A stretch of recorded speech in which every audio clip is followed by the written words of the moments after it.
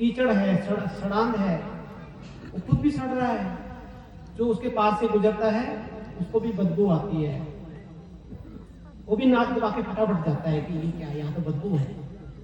ऐसे इंसान का जीवन है। या तो फिर ये गंदगी का भरा हुआ है। कोई बैठो किसी के पास भी तो क्या रोना शुरू कर देता है, क्या निंदा चुगली शुरू कर देता है। कहीं देखो कोई भगवान की बात चलाता है क्या? और किसी को पता भी हो कि भाई ये भगवान का भक्त बैठे तो 2 मिनट चलाता है, फिर वो दुनियादारी शुरू हो जाती है, क्योंकि वही भरी हुई है। हम दूसरों को क्या देंगे जो हमारे पास है? अगर मेरे पास 10,000 है, कोई मेरे से 100 रुपया मांगता है, 1000 मांगता है, तो मैं दे सकता हूँ ना कि मेरे पास है। अगर मेरे पास 0 पैसे, कुछ भी नहीं है, कोई मांगेगा तो मैं क्या दूंगा? हम माँ बाप से, बहन भाई से, रिश्ते नातों से, समाज से सुख मांगते हैं, लेकिन उनके पास ही सुख नहीं है, तो दूसरे को सुख कैसे देंगे?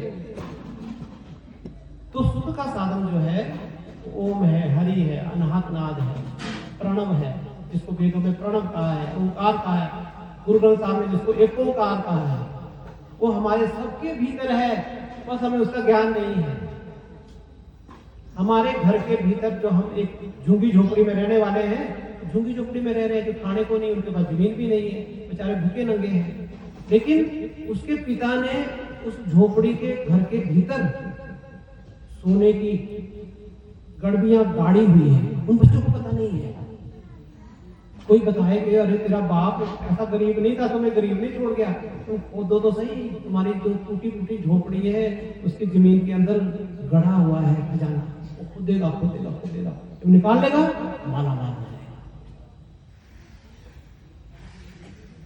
भीखा भूखा को नहीं, सबकी गट्टी लाभ। हम सब यहाँ बैठे हैं, भगवान ने बाहर से तो हमारे कर्मों के हिसाब से दिया है, गरीबी अमीरी तंदुरुस्ती जैसे भी है हमारे कर्मों के हिसाब से भगवान ने, लेकिन भीतर भेदभाव नहीं किया। भीखा भूखा को नहीं, सबकी गठड़ी लाभ, सबके भीतर खजाने भरे पड़े, आनंद के, शांति के, प्रेम के, सुख के। गिरा खोल नहीं जानते, ताते भय कंगाल। गिरा कहते हैं गांठ, अब गठड़ी होती है ना, उसमें गांठ डालनी होती है, वो खोलनी नहीं आ रही है कि कैसे खोलूं, अंदर का माल मिल जाए, खोलनी नहीं आ रही है।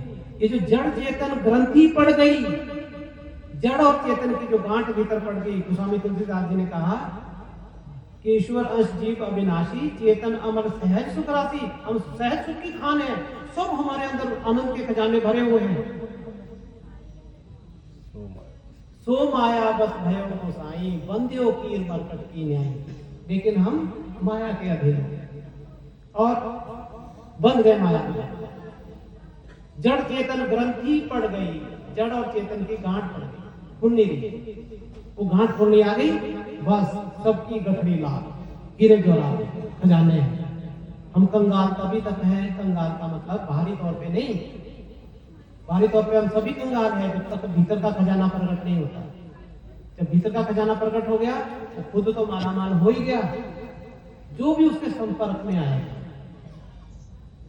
उसको भी बिना बोले, बिना कुछ दिए, वो उसके पास बैठेगा भी, उसको शांति का एहसास होगा, आनंद का होगा, प्यार का होगा।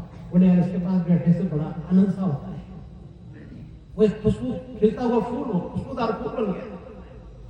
और जो मनमुख है, कितने ही गंदगी उस मन के अंदर भरी हुई है, उसके पास बैठो, जैसे हम गुजरते हैं गंदे नाले के पास से, नाक दबा के फटाफट जाते हैं, ऐसे बोलते हैं यार इसके पास बैठ तो गया, कब उठूं, कब बंद करें।